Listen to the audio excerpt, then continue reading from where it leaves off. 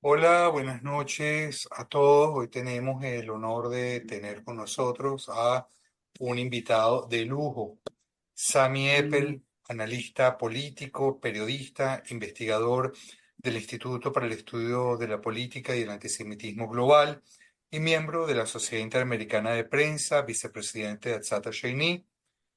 Sami, gracias por aceptar nuestra invitación, gracias por estar con nosotros en Cultura Mundis. Hoy nos traes un tema delicado, ¿no? Gracias a Cultura Mundis, gracias a Johnny, gracias a Valerie, a todo el grupo.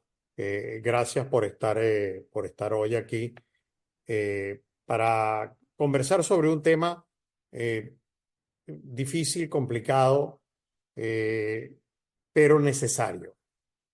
Eh, Miren, vivimos tiempos difíciles, eh, donde, por ejemplo, para ponernos en contexto, eh, mucha gente ya no quiere educación. Lo que quieren es información. Y no es lo mismo. Entonces, cuando se cambia la educación por la información, entonces nos va a llegar esa información. Y yo que he estado involucrado en la media durante los últimos 30 años, les puedo decir que más de la mitad de la información que está allá afuera es mentira. Estamos siendo víctimas todos, todos, de la mentira, de lo que llaman el fake news. Ahora, ¿qué es lo que causa esto? ¿Cuál es el propósito de esto? La gente piensa, bueno, es que alguien se puso en Facebook o en Twitter o en alguna de las plataformas y decidió decir una mentira. Y eso es. No es tan fácil. Aquí se trata de organizaciones donde tienen decenas de miles de personas eh, escribiendo, enviando o reenviando lo que llaman bots hoy en día. Y entonces eh, causan un impacto grande, pero que resulta que ese impacto, gran parte del impacto, lo que hace es confundir a la gente y engañarla. Eso está pasando mucho. Ahora bien, ya entrando un poco en el tema, un previo también, me refiero a los prejuicios y al odio. Todos tenemos prejuicios, todos. El mundo está lleno de prejuicios. Es casi una cuestión natural del ser humano tener algún prejuicio. Algunos tenemos muchos, otros tienen pocos, pero todos tenemos prejuicios. Los prejuicios pueden ser de orden racial, religiosa, social, académica. Eh, Pueden haber prejuicios de la forma como alguien se viste, como alguien se peina. Y hay prejuicios políticos también, obviamente. Eso no quiere decir que porque tengamos una idea diferente sobre algo con otra persona o con otro grupo, que vamos a salir a matar a esa gente. No, la mayoría de los prejuicios son inofensivos. Son ideas que tenemos. Pero, y aquí es donde viene el problema para nosotros, es que hay un prejuicio que es genocida y es el antisemitismo, la judeofobia. El antisemita no me quiere conocer. Él no quiere hablar conmigo. Él no quiere aprender de mí o que yo aprenda de él. No. El antisemita me quiere matar. Ya trató y lo logró hasta cierto punto de matar a parte de mi familia. Y ahora me quiere matar a mí, a mis hijos y a mis nietos. Esa es la esencia del antisemitismo y la judeofobia es el genocidio. Es una enfermedad social. La sociedad entera está enferma de antisemitismo y lo estamos viendo hoy en día, que después de lo que pasó en Israel, se ha levantado esta ola de odio que muchos decimos, ¿de dónde viene esto? ¿Cómo es esto posible? Bueno, está ocurriendo porque el antisemitismo nunca desapareció. El antisemitismo a través de los años, de los siglos, lo que ha hecho es mutar. Ha sido una mutación de una enfermedad. Igual que a veces virus y enfermedades presentan mutaciones. Bueno, esta enfermedad social, que es la judeofobia, el antisemitismo, ha ido mutando a través de los siglos de ser una cuestión netamente religiosa a luego ser una cosa estrictamente racial. Eh, eh, Hoy en día es algo político, porque es políticamente correcto. Y aquí entramos en el tema escabroso. Es políticamente correcto hoy en día ser antisemita, algo que era impensable eh, hace un tiempo atrás.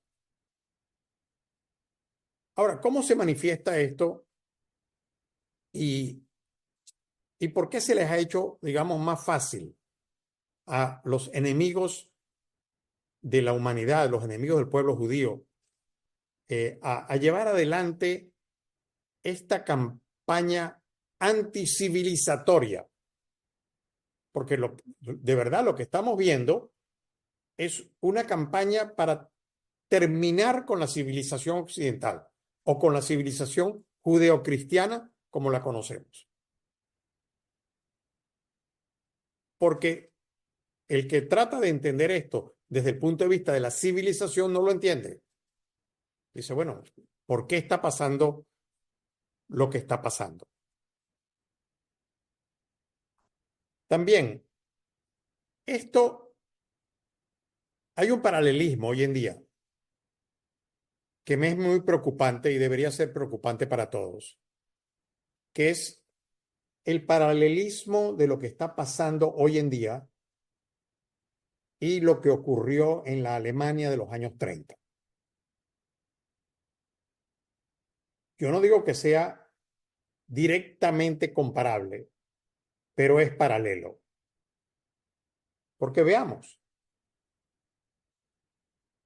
las acciones empiezan por palabras, no por acciones. Hay mucha gente que dice, y si yo ahorita fuese a decir la palabra Auschwitz, inmediatamente, mentalmente, todo el mundo conecta con nazi, ¿verdad? Bueno, pero resulta que el antisemitismo, la judeofobia nazi, no empezó en Auschwitz, empezó con palabras, empezó con palabras de demonización, de deslegitimación, de boicot contra los judíos, que terminó en el holocausto, terminó causando el holocausto. O sea, las palabras son importantes. El hecho de que alguien esté en la calle hoy en día y diga que voy a salir a matar judíos, como dijo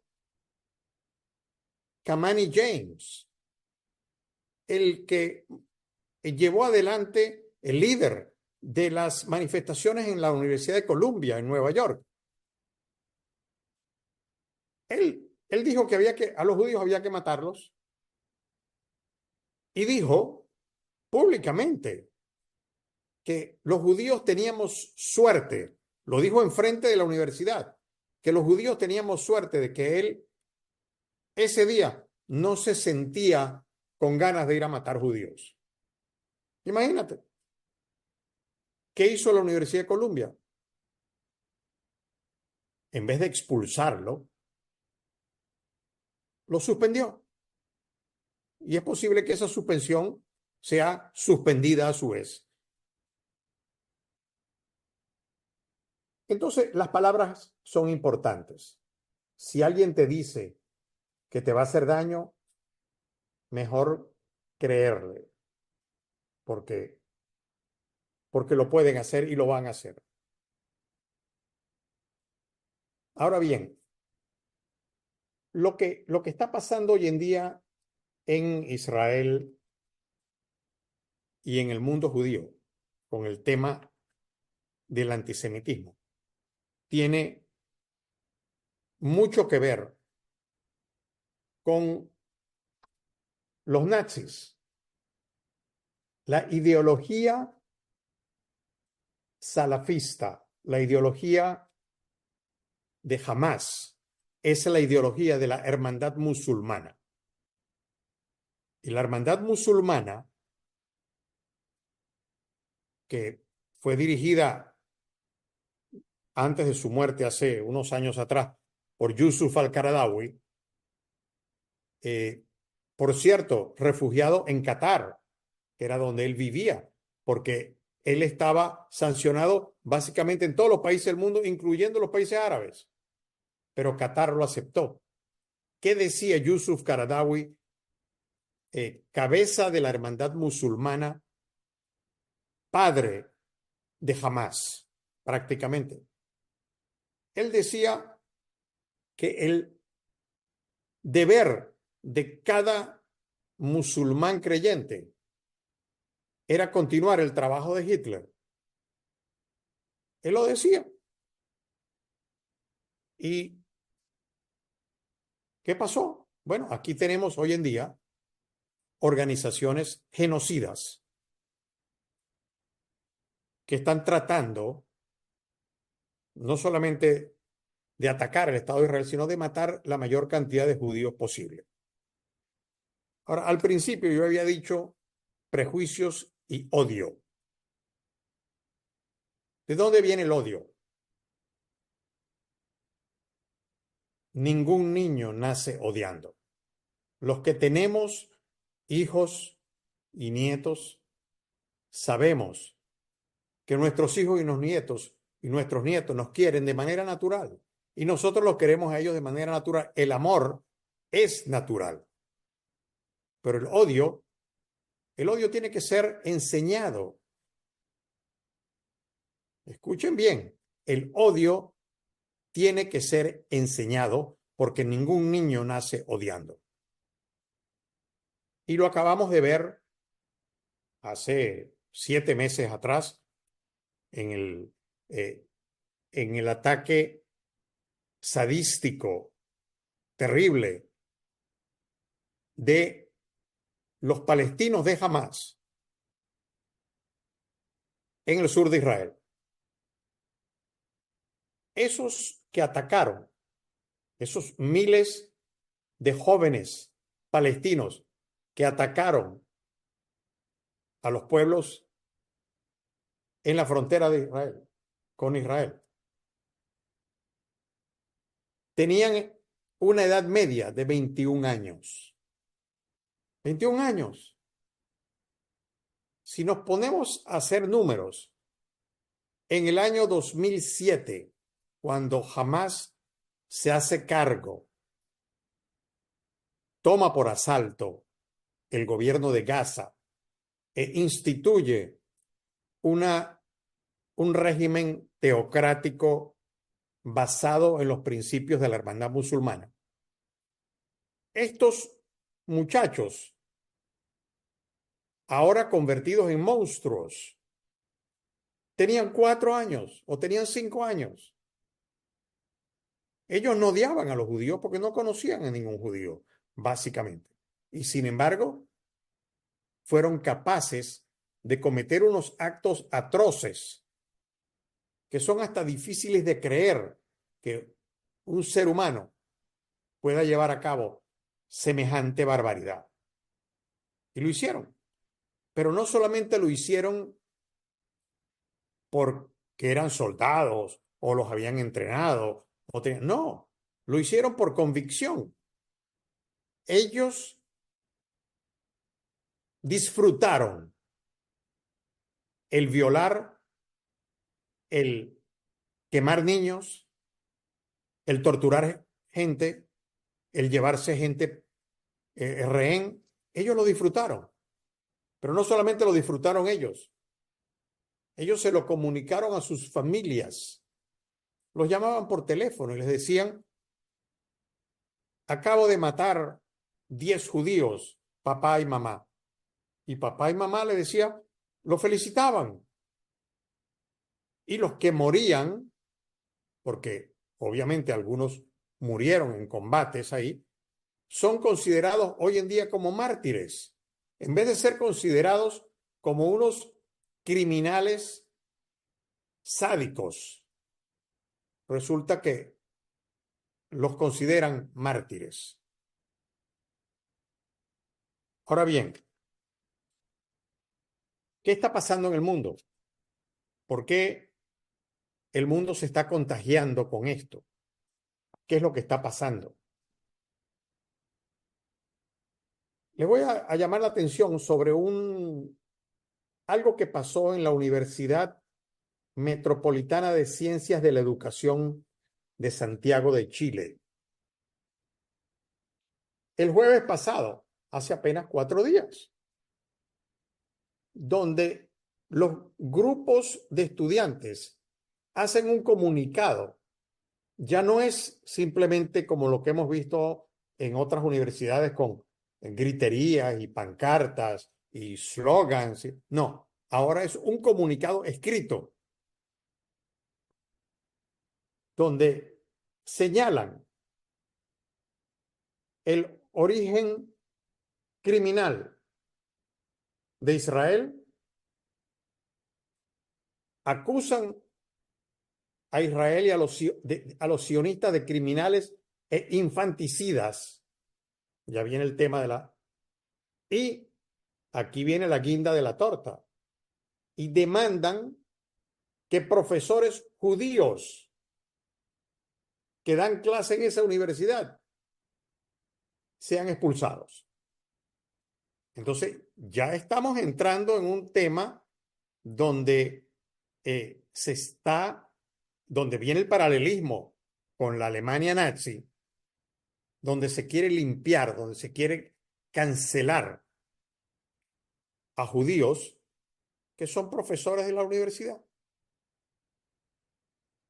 Esto fue tan grave que el propio embajador de Israel en Chile, Gil Arcieli, no le quedó más remedio que hacer a su vez un comunicado preguntando si estábamos en Alemania del 1930 o estábamos en Chile del 2024, porque él estaba confundido.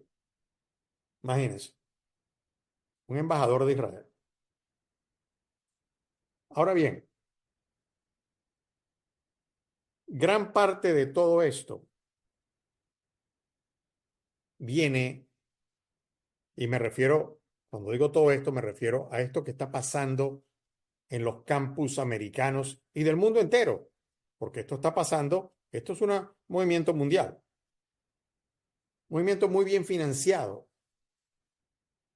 en particular por, por un país.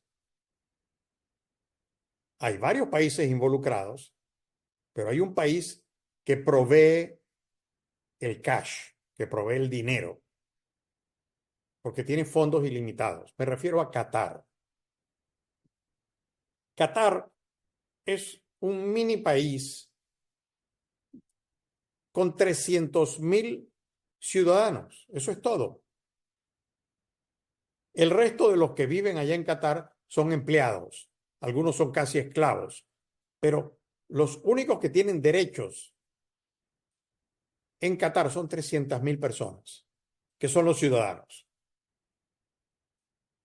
Pero ese pequeño país que tiene una riqueza petrolera y gasífera inmensa, es el donante, primer donante, número uno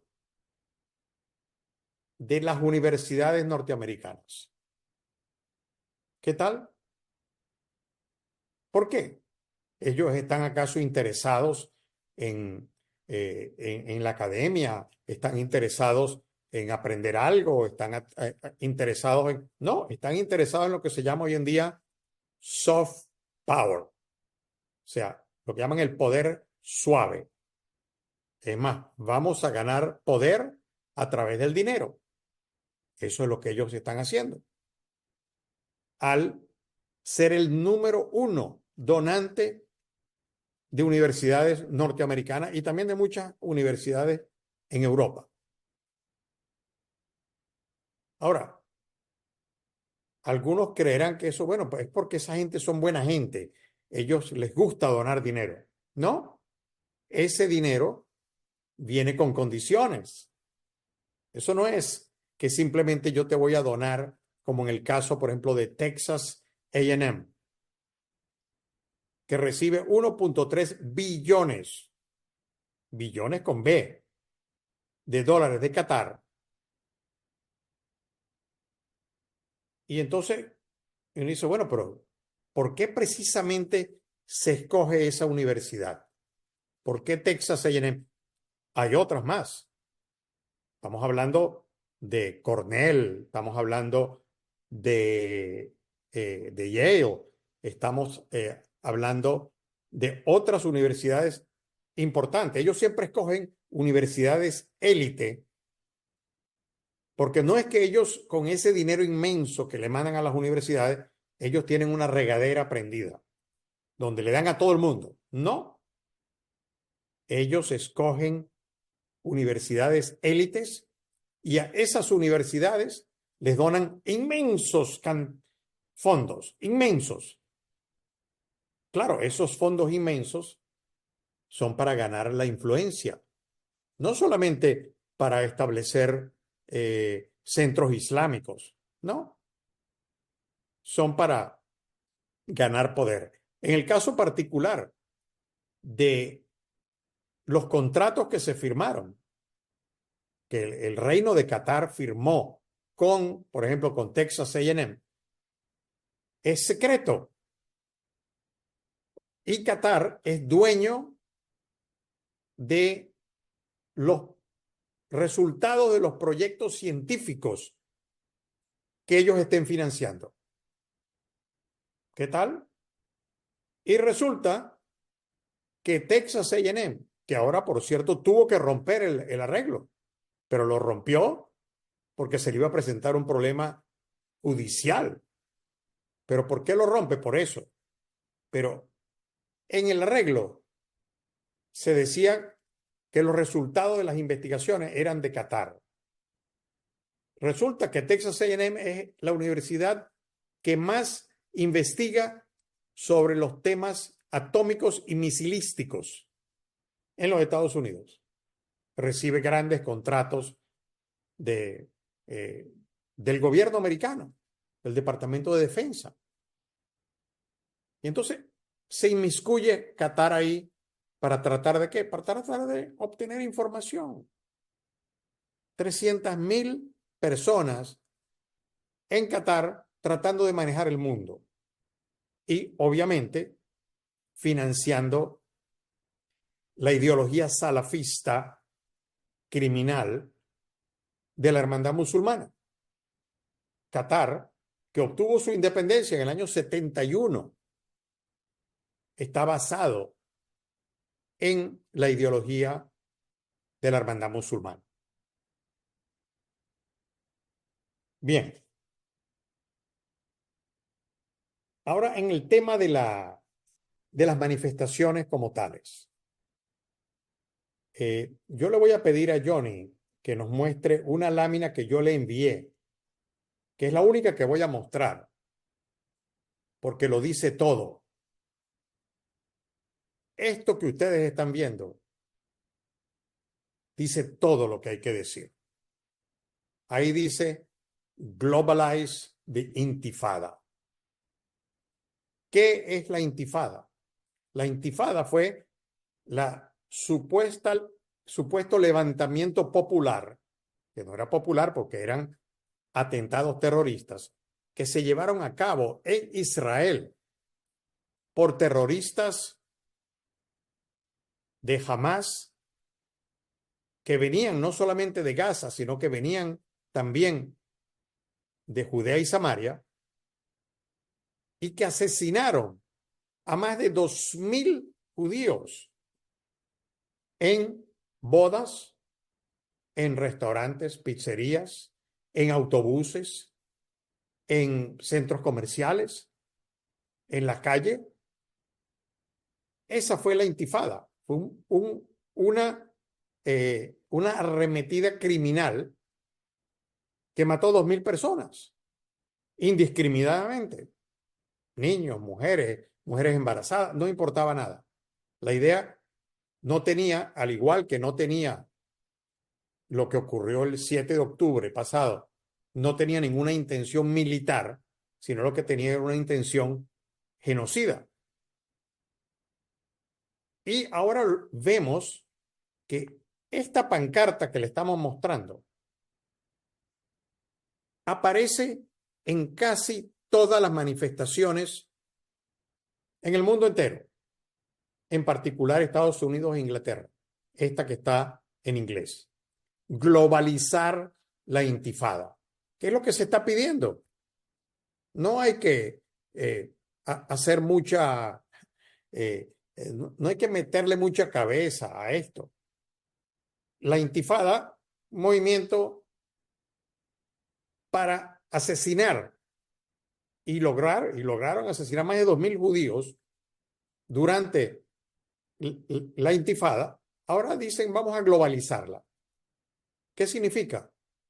Significa que tu colegio, que tu restaurante, que tu sinagoga es ahora un blanco de esta nueva intifada global. Yo sé que son palabras muy fuertes y que muchos dirán, bueno, pero ¿esto a dónde va a llegar? Miren, esto se va a poner peor antes que se ponga mejor. En la parte de Israel, ni hablar.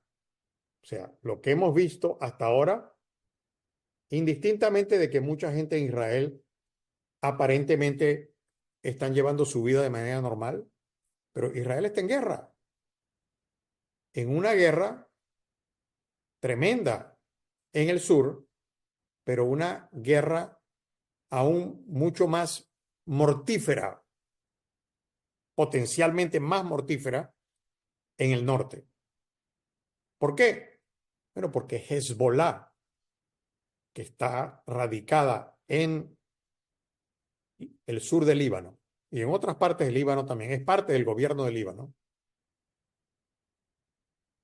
tienen un poder bélico, un poder misilístico, más de 10 veces más grande que el que tuvo o el que tiene todavía, si es que lo tiene todavía, que lo tiene Hamás. Hamás tuvo muchos cohetes, rudimentarios algunos hechos, hasta hechos en casa, hechos por ellos mismos, con fábricas. Los de la Hezbollah vienen de Irán. Irán es una potencia militar que está utilizando sus recursos técnicos militares, los está utilizando a favor de Rusia en la guerra con Ucrania. O sea, esto no es cualquier cosa. Ellos tienen misiles que son misiles inteligentes. No son simples misiles que usted los lanza y bueno, caen donde van a caer. No, esto Hezbollah tiene miles de misiles que tienen guía, que son capaces de dirigirlos, que son capaces de evadir algunas de las, que fue prácticamente lo que trató Irán. Lo que ocurrió hace un par de meses atrás con el ataque de Irán a Israel, donde lanzaron 350 drones, cohetes, misiles. ¿Eso qué fue? Ellos estaban probando las defensas de Israel y las probaron. Ahora han aprendido algo y saben posiblemente cómo evadir algunas de estas defensas. Ahora bien,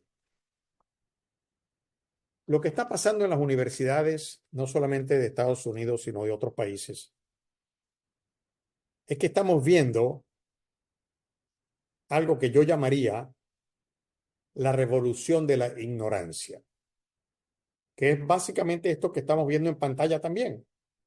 Cualquiera diría, bueno, esta chica que está mostrando este cartel, que ha sido mostrado miles de veces en manifestaciones anti-israelíes y antisemitas, la gente dice, bueno, ella no sabe lo que está diciendo. Es posible que no tenga idea de lo que está haciendo. Pero entonces uno se pregunta, bueno, ¿cómo es posible entonces que jóvenes que están yendo a universidades élites en el mundo entero no tengan capacidad de pensamiento crítico, de estudiar lo que está pasando, de tratar de entender y ver qué es lo que está pasando, sino que simplemente sucumban a la ignorancia, a lo que nosotros llamaríamos ignorancia? Estas son fuerzas, como dije anteriormente, son fuerzas anticivilizatorias.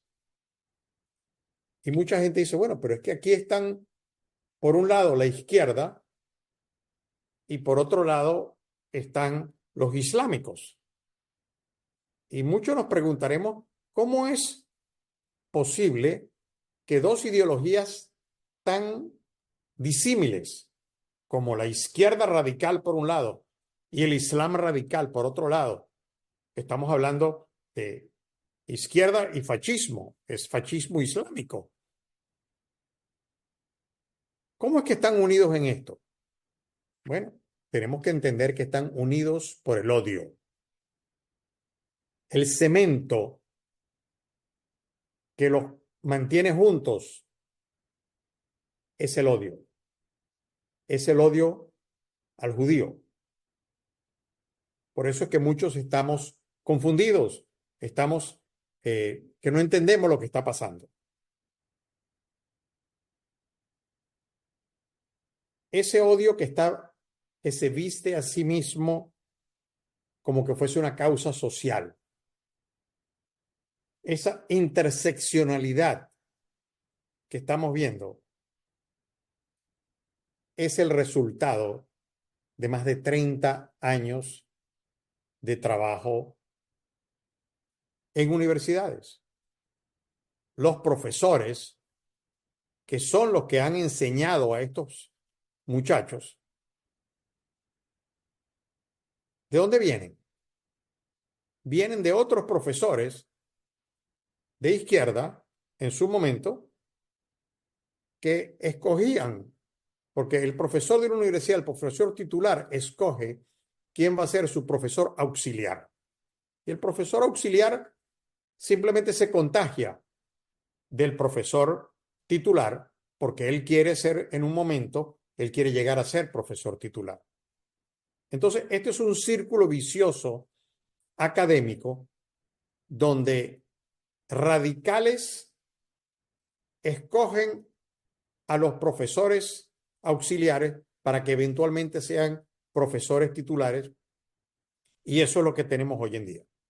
Hoy en día, creo que hace unos meses atrás falleció un profesor en Harvard que dijeron que era el último profesor conservador, porque vamos a estar claros, en Harvard y en otras universidades también había gente conservadora que eran profesores, pero cada día son menos. y cada día son menos judíos. Ya que estamos en el tema de Harvard, les doy un dato para terminar y empezar con las preguntas que son las que a mí me interesan, que ustedes pregunten algo. Eh, Hace 25 años, el 18% de los estudiantes de Harvard eran judíos. Había un número parecido de los profesores. Hoy en día, hoy en día, en Harvard hay menos del 4% de estudiantes judíos y de profesores. ¿Qué ha pasado?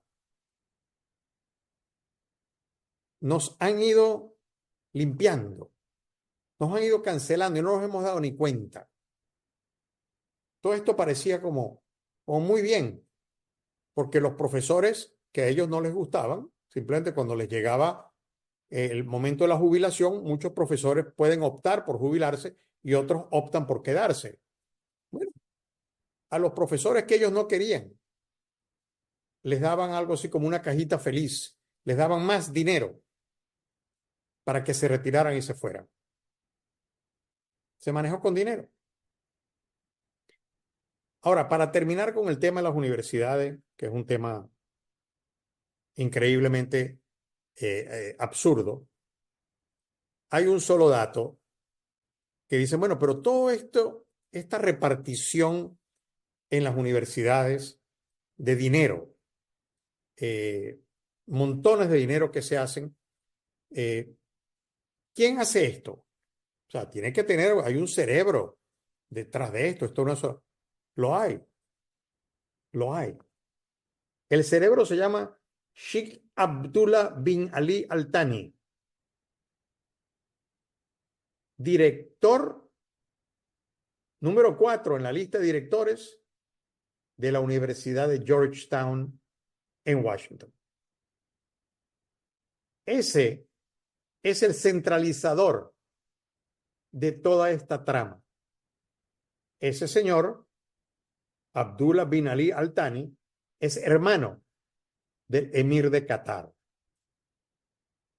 director de la Universidad de Georgetown. Bueno, yo creo que lo vamos a dejar hasta acá. Yo puedo seguir hablando sobre el tema durante horas, pero yo quisiera también escuchar, ya son casi 40 minutos, es lo que habíamos prometido, y entonces vamos a ser cumplidos con nuestra palabra. Y lo voy a dejar hasta acá, Johnny. Perfecto, Te Sammy. doy la palabra. Gracias. Vamos a invitarlos a que las preguntas, las intervenciones, por favor, las hagan por escrito a través del chat y yo se las leeré a Sami para que pueda comentarlas y responderles.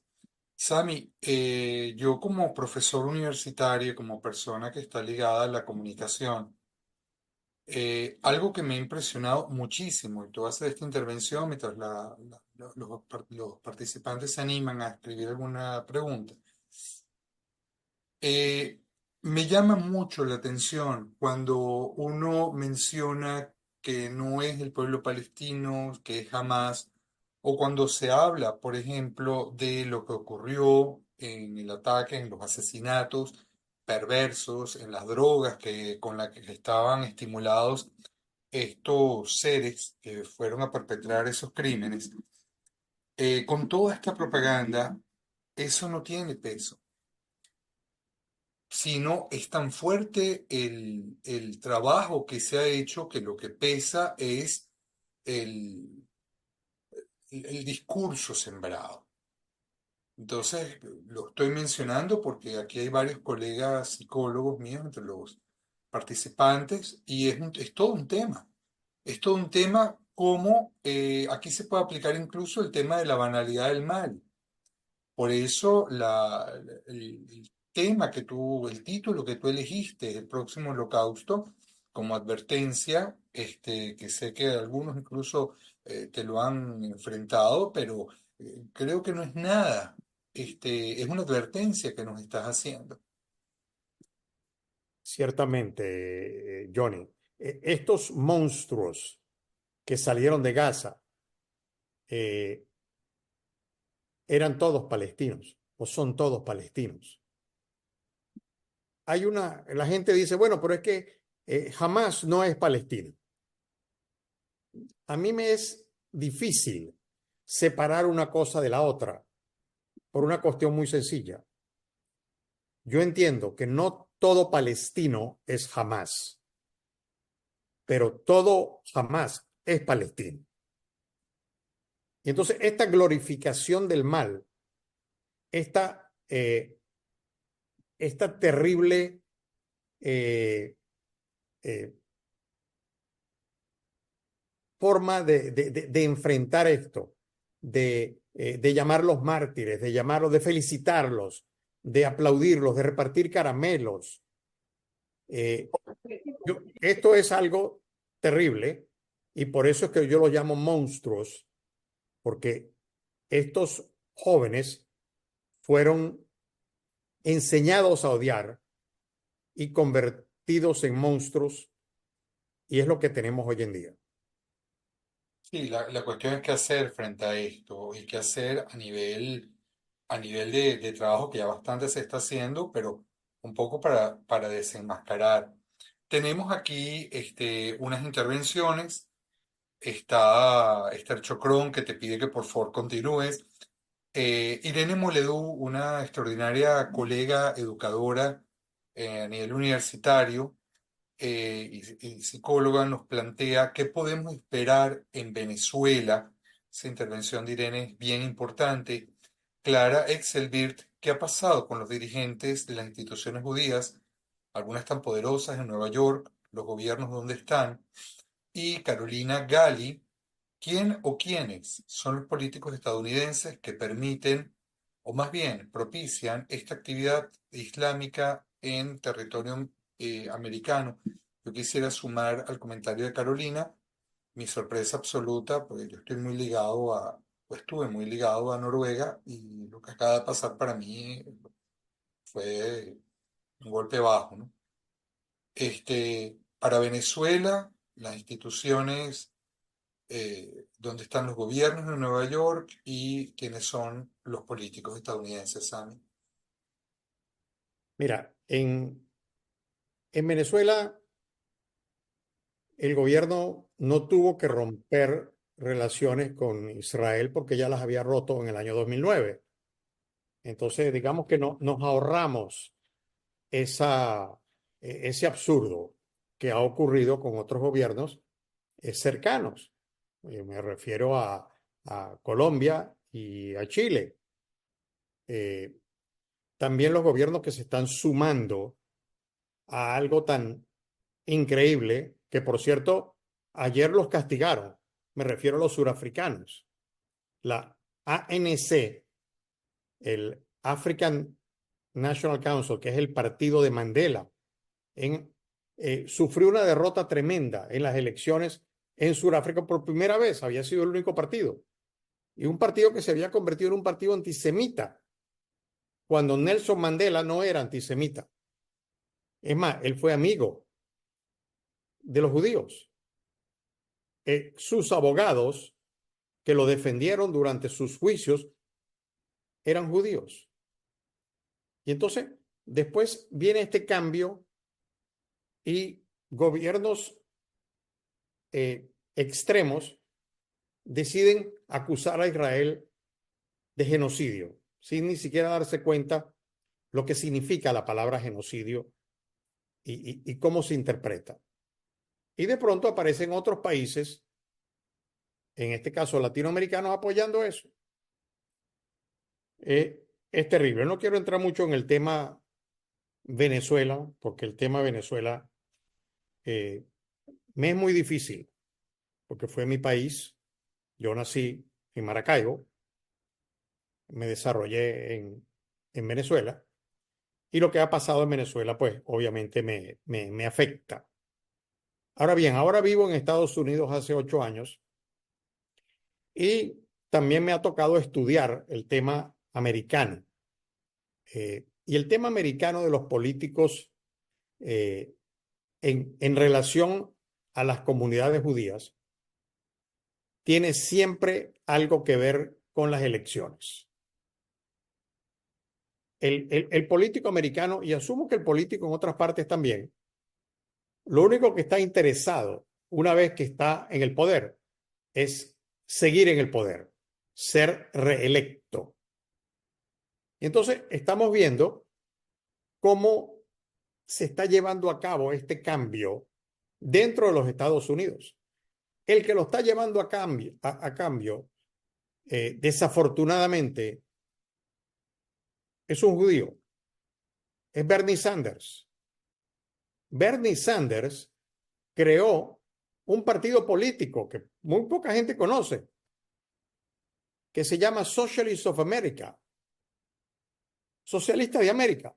Él no es demócrata, él vota con el Partido Demócrata, pero él está inscrito en el registro electoral y es senador por Vermont en el Senado americano como independiente. Pero él vota con los demócratas y les hace falta a los demócratas. Y él, ¿qué decidió a partir de las elecciones, digamos, del 2016 y anteriores?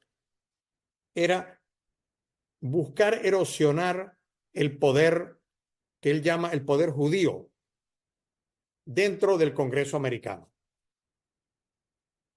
Y lo está logrando. Hay políticos, y les doy el ejemplo típico de esto es lo que le pasó, por ejemplo, a, al congresista Elliot Engel. Alguien a lo mejor se acordará de Elliot Engel. Elliot Engel, durante 30 años, representó a uno de los distritos de la ciudad de Nueva York y gran amigo de Israel. Y cuando su último cargo, él tenía el cargo más prestigioso de la Cámara de Representantes, él era el presidente de la Comisión de Relaciones Exteriores de la Cámara de Representantes americana. Y para Bernie Sanders y su gente de la izquierda, eso no era aceptable. Había que sacarlo. Y al igual que sacaron a otra gente, estoy dando esto solamente, es un ejemplo, hay muchos más. Dijeron, bueno, hay que sacarlo. ¿Y qué hicieron? Bueno, se apoderaron del Partido Demócrata local y manejaron las elecciones locales de ese partido. Y cuando le tocó la reelección a Elliot Engel, lo derrotaron. ¿Y a quién pusieron? A Jamal Bowman. El que ve a Jamal Bowman dice, bueno, ¿cuál es el problema? Jamal Bowman, de la raza negra, pero es un profesor, es un maestro de escuela. Y entonces sacan a Elliot Engel, ponen a Jamal Bowman gana las elecciones y hoy en día es un antisemita impresionante, anti-israelí impresionante, al igual que muchos otros. Entonces, ese parece ser el destino de la política norteamericana en muchas partes. Gracias. Tenemos dos intervenciones, una de Benjamin Fuchs, que nos dice, hablando de Hezbollah, aunque sabemos que Hezbollah es más poderoso que el propio ejército del Líbano, ¿cómo se entiende que Israel no proteste, responsabilice y acuse formalmente al gobierno del Líbano por los ataques diarios contra el norte de Israel? Y la otra pregunta es de Sara Snitkovsky. ¿Qué se puede hacer para combatir la desinformación? Encuentro que la gente ha sido intensamente expuesta a esta posición anti-Israel o antisemita. Son difíciles de manejar o de explicarles la otra cara de la moneda. Tienen que ser instituciones entrenadas para combatirlo, pero ¿qué se puede hacer a nivel individual? Y esto que dice Sara va de la mano con una apreciación de Silvia Cohen. Desgraciadamente, Hamás y el pueblo palestino han, entre comillas, ganado mucho más como imagen, cierra comillas, que nosotros como país democrático de Oriente y de ejemplo del mundo. Una tristeza. ¿Cómo podemos retomar nuestra imagen? En Silvia, el comentario es desde lo colectivo, en Sara, desde el compromiso particular, y Sami, una pregunta geopolítica interesante. Mira, gracias Benjamín por tu pregunta. Mira, la situación con Hezbollah le ha sido de alguna manera favorable a Israel el hecho de que Hezbollah sea parte del gobierno de Líbano.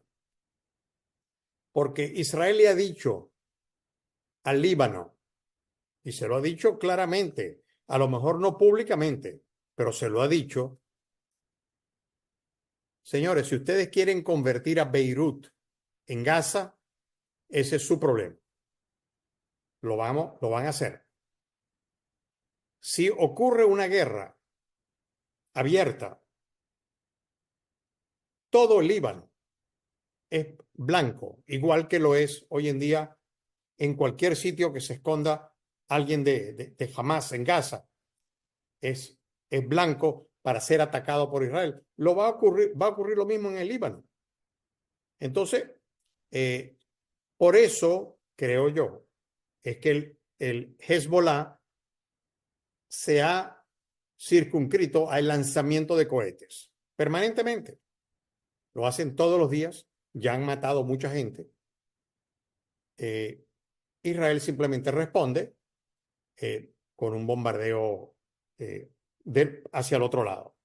Eh, esa creo que es la situación geopolítica, porque al ser parte del gobierno del Líbano, eventualmente Irán está interesada en tomar el Líbano.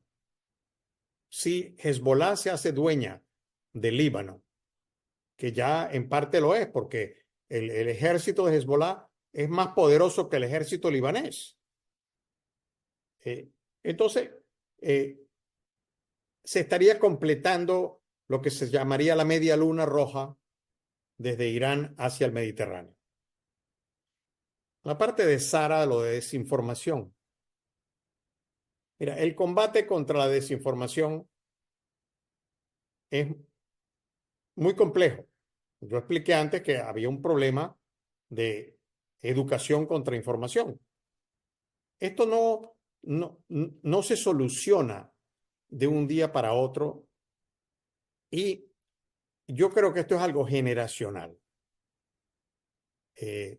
Porque esto que estamos viendo ahora, cualquiera dice, bueno, es que esto se despertó de pronto. No, esto estaba sembrado para ser activado en cierto momento.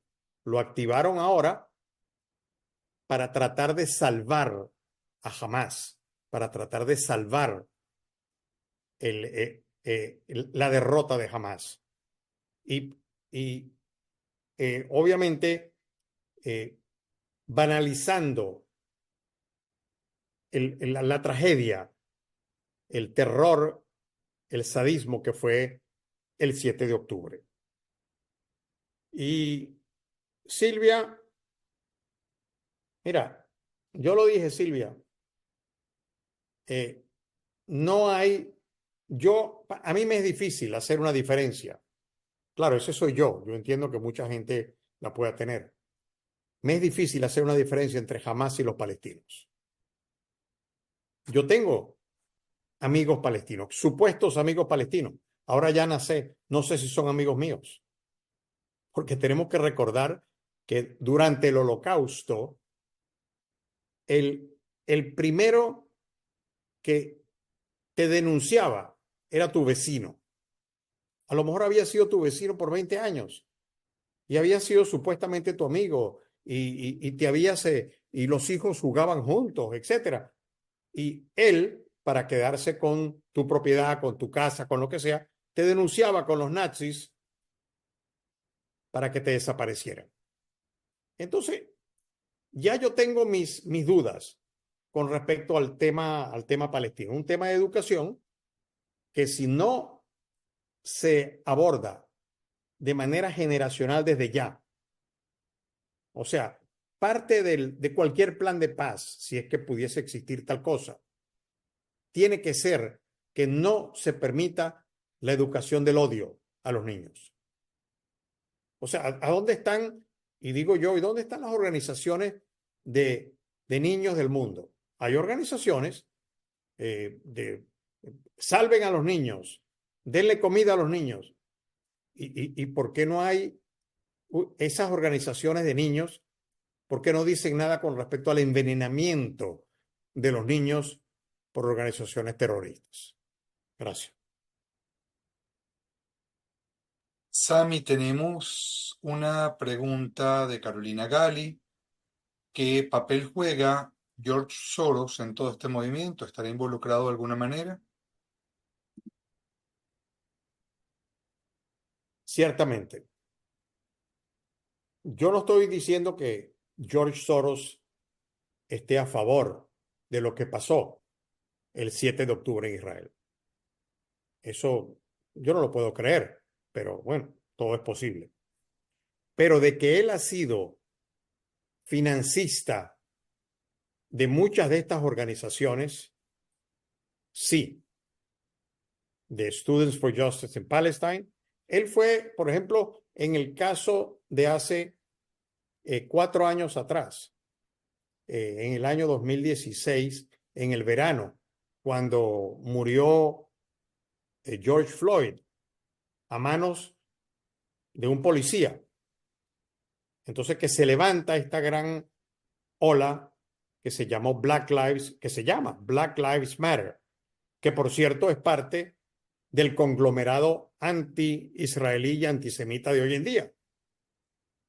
El mayor financista de esa organización fue George Soros en su momento. Entonces, la respuesta es sí. Gracias, Carolina. Bien, ¿alguna otra pregunta? ¿Algún otro comentario? Por ahí nos estaban preguntando que quienes quieran volver a escuchar este encuentro con Sami Eppel, ¿cómo pueden hacer? La grabación estará apenas esté lista en la página de Sami Eppel. Sami, ¿cuál es tu página, por favor? La página mía es Sami Eppel, Perfecto, Sammyeppel, en YouTube. listo.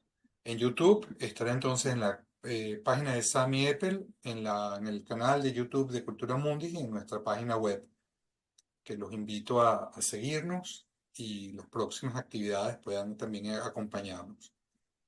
Bueno, Sami, no tenemos ahorita, a ver, creo que acaba de entrar otra pregunta, ya te digo, Felicitas Cort, que nos pone mucho gusto en saludarte, Sami, felicitaciones por abordar este escabroso tema.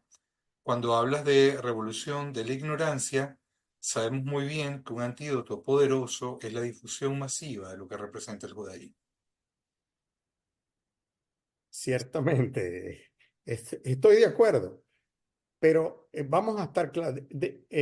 Yo no digo que es malo, o sea, el hecho de todo lo que hace Cultura Mundi como organización, de lo que hacen muchas organizaciones judías, de lo que hacen los museos del Holocausto, donde se llevan a decenas de miles de niños cada año, y todas estas cosas que nosotros hacemos. Pero ahora nos damos cuenta eh, de que para qué sirvieron. No es que no sirvan, sí sirven y hay que continuarla, pero nos hemos dado cuenta que hay otras fuerzas que que tienen una fuerza económica inmensa, porque yo insisto, esto se trata más que todo de dinero y menos de ideología. Dinero contra ideología, la ideología no importa, la ideología salafista de la hermandad musulmana, antisemita, nazi, existe y va a existir toda la vida. Pero uno dice, ¿por qué están los jóvenes del mundo sumados a esto? Están sumados porque las universidades lo han permitido. Es posible, esto sí es posible contrarrestarlo, pero hay que hacer algo que no se ha hecho, Johnny, y que es la parte judicial.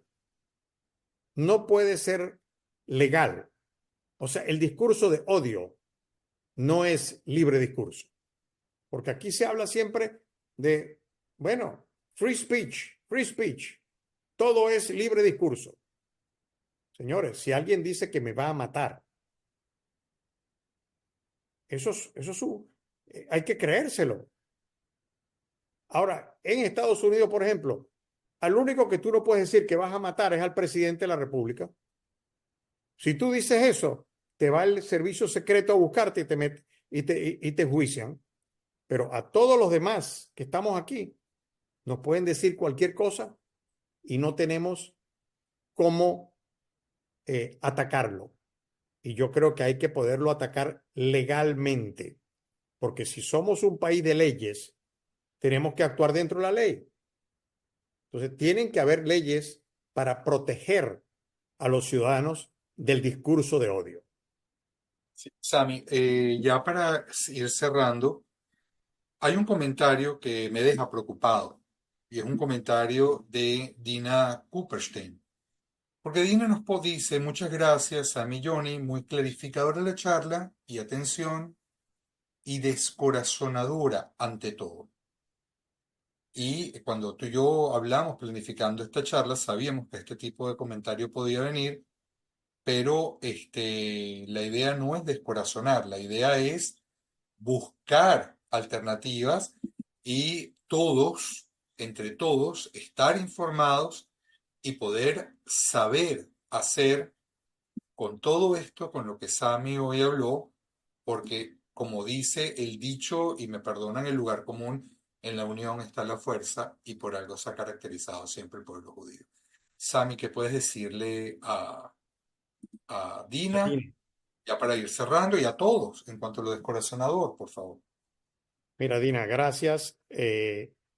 Y mira, yo sí tengo una respuesta, no solamente lo que dije anteriormente sobre la parte legal, es algo que se llama el orgullo judío. Cuando tú te enfrentas a alguien de manera orgullosa, de manera y de manera respetuosa también, pero de manera orgullosa, tú dices, yo estoy orgulloso de ser judío y de mis ancestros judíos y de mis hijos judíos, eso pone a la gente a la defensiva, porque no importa que no te quieran, no importa que te odien, no importa, pero cuando se dan cuenta de que tú tienes una convicción sobre tu judaísmo, que tú tienes entonces una fuerza interna, eso los pone entonces a la defensiva. Por eso es que yo le digo a la gente, yo nunca he perdido un debate con un antisemita, porque no tienen argumentos, los argumentos siempre son los mismos. No hay el argumento sólido basado en solidez académica, en solidez ideológica, en solidez religiosa. No la hay. Es simplemente una especie como de un sentir. Acuérdense que hoy en día todo tiene que ver con feelings. Hoy en día ya no tenemos, o sea, es como tú te sientas hoy en día. Bueno, ok, está bien. Pero en el tema de Israel, entonces, en el tema de los judíos, si tú te sientes judío, demuéstralo, demuéstralo. ¿Qué es eso de que hay que salir a la calle, hay que quitarse la kipá, el que la usa? Que hay que esconder la Maguen David. Entonces estamos regresando a la época de Hitler. Le estamos dando la razón. Yo entiendo que gente dice, no, pero es que tengo que proteger a mis niños, no pueden ir al colegio con un Maguen David. Bueno, yo entiendo que cada quien hace eso o hace lo que piensa que debe hacer. Yo creo que el orgullo judío tiene que ir por delante de todo. Seamos judíos orgullosos de ser judíos. Sami, la mejor manera de despedirnos es con el comentario de varias personas que están pidiendo el segundo capítulo de esta ponencia.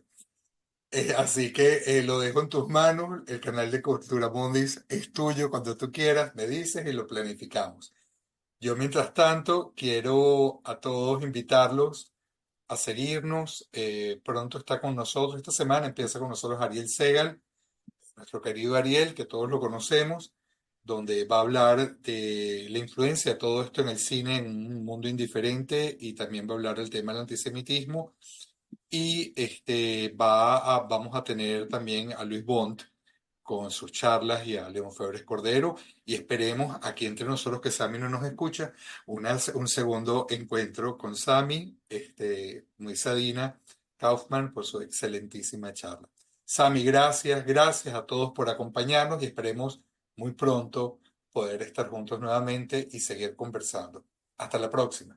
Sami, gracias.